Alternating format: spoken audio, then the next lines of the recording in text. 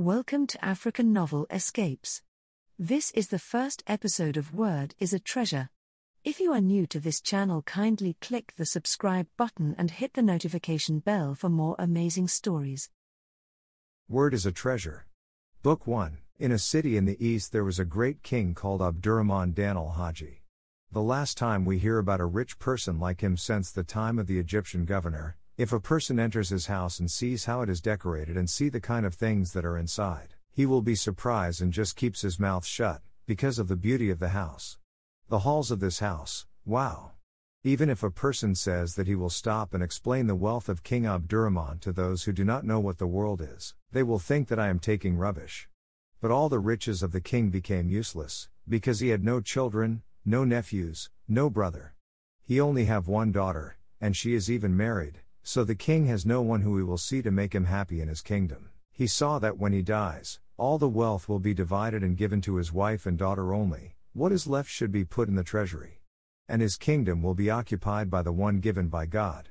If he remembers this, all the blessings of this world that God has given him will sims as a darkness.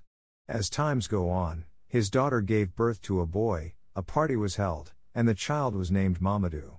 Well, even though the king was very happy to have a grandson, but his joy was a little sad because the son of a daughter does not inherit, talk less of seeing the boy will inherit the throne.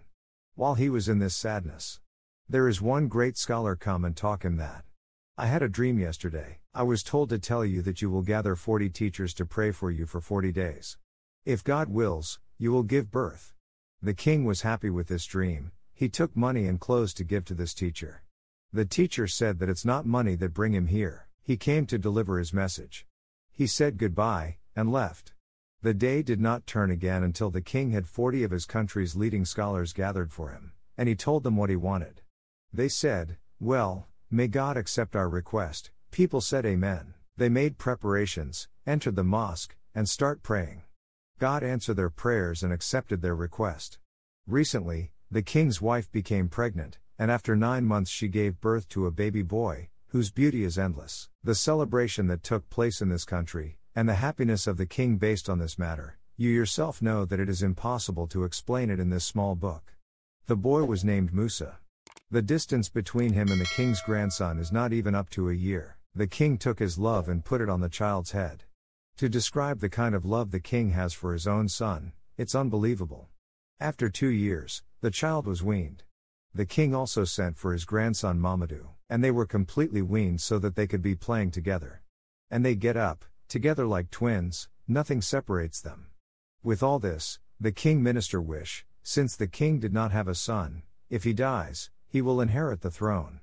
His is praying to God, may the king died without giving birth, so God destiny the birth of that child. From the moment the minister heard about the birth of Musa, his heart was filled with sadness. From that day on, he did not want to see anyone named Musa. He started planning on how to kill Musa or to find a way to send him out of the kingdom, but he could not succeed. Until the children were about 15 years old, no matter where the king was going, he would come with them. At this moment, the minister found a trick. He said to himself, Alhamdulillahi, even if there is no way I can find Musa somewhere alone without the king. For me to know what to do to him, if I try to separate Musa from Mamadou, everything will be fine. Because of the way they are so attached, if they are separated, Musa will not have peace of mind this way. I will know how to make him snack at night and follow his brother. Then he laughed and stamped his foot on the ground. The next day, when he went to the king palace and the word started to be threatened, he started talking about the issue of war and said, "We are free from the world now, we are not planning anything." The king said, "What brought this talk, Waziri? We are in peace like this, what do we have to do with a plan of fighters?" The minister said, you don't know what other countries are going through. It's better if we stay prepared, because anything can happen." The king said, "What plan do we need now?" Here is the king of war, chief of staff, Barde, and Matawaki, the chief security. Each one of them are good warriors, no one can stand their way. The minister said, "These are all getting old, for Sarik and Yaki, the king of war is now at least 70 years old. The one who is like this, since God intended him to have a successor, should rest. After that, the plan is for Mamadou to go back to their house. His father should teach him how to be a warrior of war. Musa, who was here, intervened and said, "As long as Mamadou is taken away and left alone, I don't agree. We should go and be taught together." The minister turned his head away and said, "What do you have to do with learning to fight? You are the one who will make them go and fight for you?" Musa said, "I just don't want us to be separated." The king said, "Since Musa didn't agree, your plan don't work, minister." The minister feels sad and was about to start a speech when someone came and fell in front of the king and said, "The minister of the king of Sanari has come with some of the elders of his town." The king asked to brought them in. The king said came in. When they came in and greeted him, he handed him a letter. The clerk took it and opened it, and read what was written in the letter. A letter came from the king of the faithful, the king of Sanari, Abdulaziz, son of Shahu Mutar, to his beloved friend, King Abdurrahman, greetings, love, acceptance, and loyalty. But after that I want to strengthen the relationship between us. That's why I gave my son Musa my daughter Sinaratu. When they grow up we should celebrate their marriage. Let's prepare to join them while we are still alive. When the king heard what the paper contained, he stood up and snatched the paper from the hand of the clerk, tore it up. He got up and grabbed the minister of Sanari's beard and threw him to one side. His princes intervened, saying, "Relax the world. It is childish nonsense." The king said, "Is Musa so cheap to marry Sinaratu? How dear the king of Sanari, not to mention his daughter Sinaratu." He looked at his people and said, "Beat them and they will leave my country." Minister of Sanari ran, mounted his horse, and his men followed him. The people of the town followed them echoing. The palace was all confused. The palace looked at each other. The priest said, "May God give you success. What just happened, may it be sent safely." The king said, "What scared you? Nothing will happen. Even if slapped the king of Sanari he will not say anything." Chief of staff said, "The king of Sanari now sees himself as equal to everyone else. I didn't expect what was done to him to be allowed." The king said, "Are you too scared, like priest?" Minister said, "It's not a disappointment, it's true what I'm saying now, we don't have any plans." People said, "You are right, minister, the king of war is about 20 days now, he is not feeling well, so he will be laid to rest, and he does not even have a successor." The king became even more angry and said, "He doesn't have an heir?" In other words, did you get involved in this old nonsense? As long as Mamadou's words are true to you, I have taken a promise, even if he can't do anything, whatever war starts in the future, he will be the leader. After meeting was over, they went out gossiping about the minister. The minister returned home anger, and start thinking of advice on what to do to the king to calm his anger down. That night he couldn't sleep, he decided to lie down until morning. In the morning, he wrote a letter to the king of Sanari and said, "Don't let anything scare you about King Abdurrahman, he is nothing. As long as you take the promise that you will appoint me as the king of this town, I know how to help you conquer the country, because all the people of the country hear what I told them. First of all, you have to bind the intention now come before they are ready. Follow the path of Kimba, because no one will knows until you enter the city. Come with this boy and let him show you the way, because there is no one in the country who knows this way except him." Then he gave the letter to one of his trusted servants, Barakai, to tell him what to do and let him go. King Abdurrahman did not bother about the king of Sanari. At that moment, he had the horses tied. He rode with the children and they went to get some fresh air, until they reached a swamp. They sat down and rested. Then there was an Arab man carrying a parrot in a bag. Even when Musa raised his eyes and saw him, he said, "Allo, allo, here's a parrot to buy for us." Immediately, a servant of the king who had gone with him called the Arab man and asked him how much for the money. The Arab said, "If it's not 200 naira, I'm not selling it." When the servant heard this, he said, "No. Are you making fun of the king? Do you think that what the king asked you was a proverb?" When the servant angered the king like this, he said that the Arab man should be arrested. The servants who were brought with him attacked him as if they were going to eat him raw, both him and his bird. As soon as the bird saw this, he raised his voice and said, "May God grant you victory, do not hiss according to the truth of my master. In my opinion, the same 200 naira that he was fallen has broken my dignity. I shouldn't have been sent away with just 200 naira only." Then the king told the servants to stop. He looked at the little bird and said, "You little bird, what is your reason for being so brave like this?" Then the parrot bowed his head and said, "There is, may God save your life. The strength I am doing is not because of the beauty of my body, nor because of the pleasure of the mouth that God has given me, but because of the gift that our Lord gave me through the ability to see the future. It has took me to the field and level that I can tell about what will be done in the future, not to mention asking me what has been done. And if you want to hear stories, whether they are about demons, or about thieves, or about kings, if you buy me, don't waste your money in vain buying Alpha Layla, or books by Europeans who doesn't have any other than news from the travels to countries, except for the histories and calculations, and the health reports, those who are bored with people. And if you are looking for a place of wealth, if you buy me, the need will pay. The king said, through your voices that has no meaning? The parrot said, words is not something to be despised.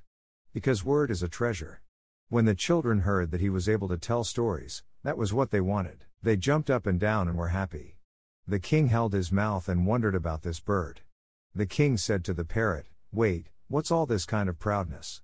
Praising yourself is ignorance.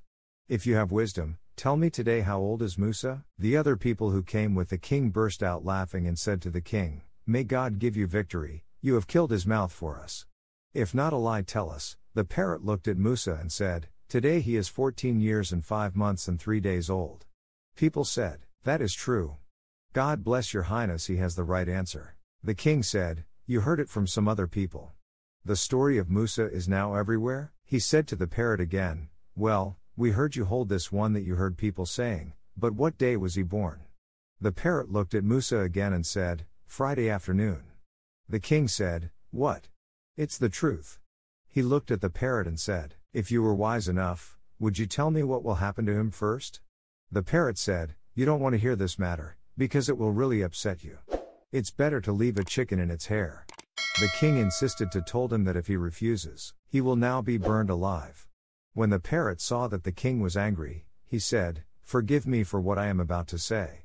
Musa will be the cause of diseases, injuries, even the destruction of the lives of 1,000 people.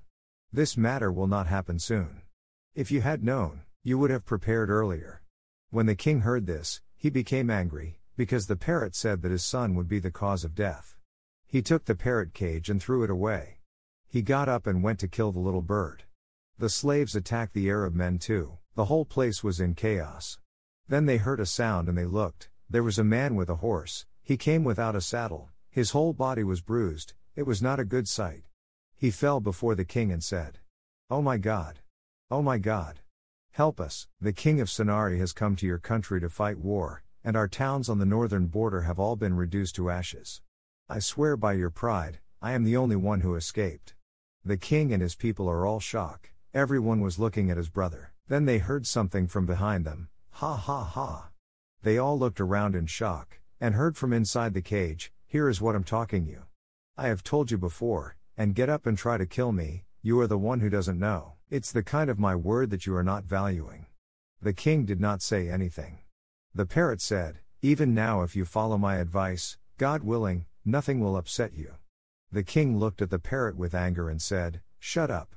Which advice do you have? Musa said to the king, may God give you success, let hear from him the kind of advice does he have.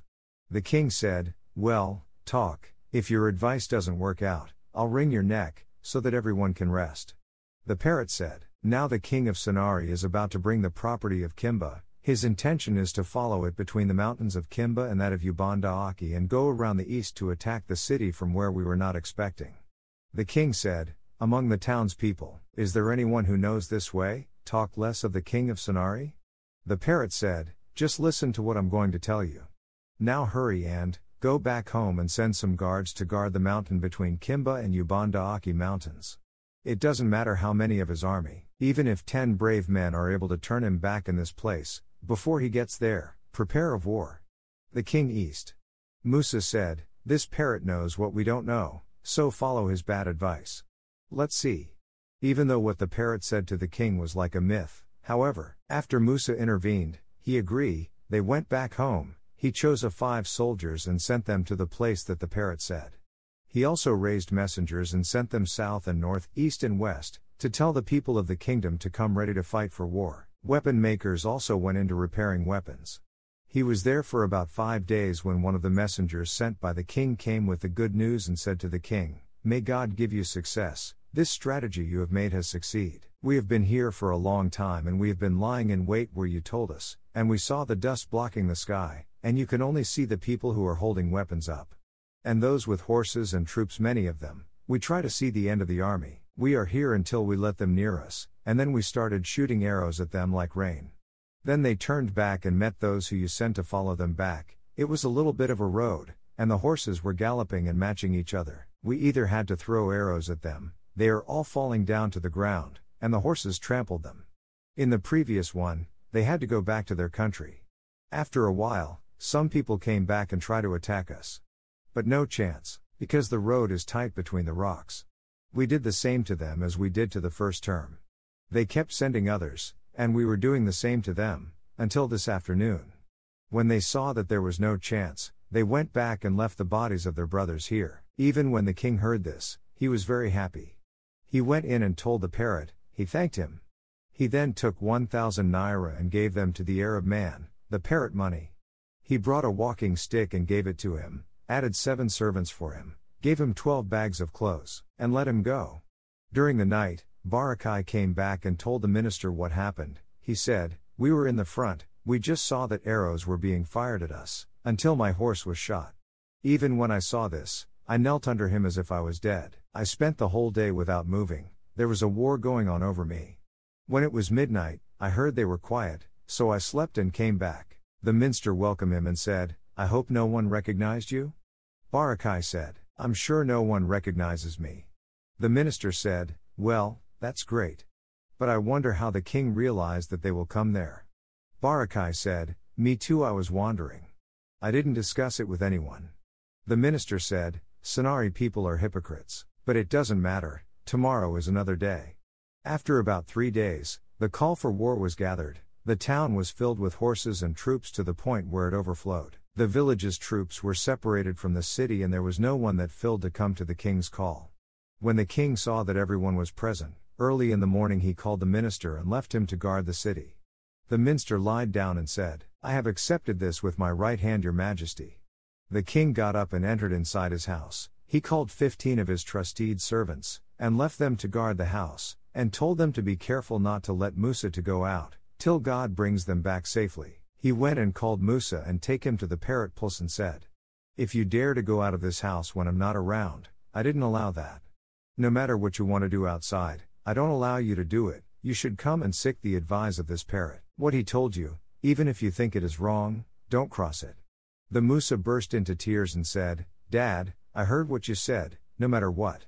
The king turned to the parrot and said, and you, here is my trust for you, if you betray me, I will not forgive you. The parrot said, that's right, your highness. If God wills, you will come back and see what you want. The king said, well, that is good. He get up and say, by the way, yesterday I saw someone with a female parrot, I bought it to join you together, so that she will be keeping you company. He sent the guard to bring her, and they were join and get married. The parrot was grateful, and they saluted the king. When it's time to go, the travel stamps were printed. The king climbed his horse, and the minister came and said, may God give you victory. Are you forgotten what you said? You promised that every war that started in this kingdom Mamandu will be leader. The king got angry, he was having the sorrow of separating him from his family, and the minister came with another nonsense issue. Then he intervened and called Mamandu and said, there is the horse, get on it and let's go, we are going with you. Mamandu claimed the horse. Musa said, I will follow you too. The king said, I am not going with you. Musa burst into tears and said no one is separating him from Mamandu. The king shouted at him to go back home, called the housemaster and the servants who were left behind, and said, make sure you don't let Musa even peek outside. If anything happens to him, I will kill you all. They entered the house with Musa. The army gathered, and they were heading where the king of Sanari would appear. When the minister saw that Musa and Mamandu were separated, and the king was not around, he went home and rejoicing, jumping up and down. He started thinking about what he would do to destroy Musa before the king come back. Because if he succeeds in killing Musa, everything that happens in the battle is based on him. If the king of Sanari wins, the demand will pay. If King Abdurrahman also wins, all the same, because sooner or later I will succeed on the throne. When the dust of war disappeared, he called 4 of his servants whom he trusted, and said that he had a request, and whoever fulfill his request he would be set free. They all bunned, and said, "Say what you want, and we'll fulfill it for you." The minister said, "I want you to kill Musa for me. He is there in the king's house, locked up, and all the servants of the king are guarding him." Then they said, "If that's the case, how can we kill him?" The minister said, "As long as you listen, you will hear what to do." Now all his attention is on his brother Mamadou. I know that no matter how, he will sink in the night and try to follow his brother. When he comes out, put him in a sack, and take him to the river and throw him. They said, "It will be done." Musa spent the whole day unhappy. People think that he is thinking of his father, so they don't bother about him. In the evening, the housemaster locked all the doors and handed the key to Musa through the window, as the king told him to be doing every day. He went back to the living room where the servants were sitting, and they talked until almost morning, then they fell asleep. All this Musa did not sleep, he was waiting for the servants to fall asleep. He went and told the parrot to let him follow his brother Mamadou. When he heard that they were asleep, he got ready, took the keys, entered the army weapons room, he took a shield and spear, and went to the parrot. Then he found the male parrot, the one who was first purchased as a parrot of magician, sleeping. Then he said, "By the way, since this one is sleeping, let me ask his wife."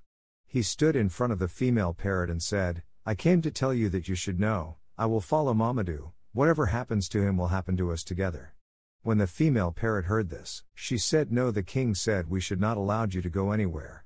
Musa was very upset, he attacked the female parrot and said, "You this little parrot, you have the goose to prevent me from going to my brother?" Then he grabbed her, twisted her head, and threw it away. The husband woke up. Musa turned to him and said, "What did you have to say?" "I came to tell you that I will follow Mamadou now." When the parrot heard this, he looked at the female parrot and saw what had happened to her, and the king entrusted him with his child. If he let him go out, he must have betrayed the king. He saw that if he prevented Musa from going, what happened to his wife would happen to him.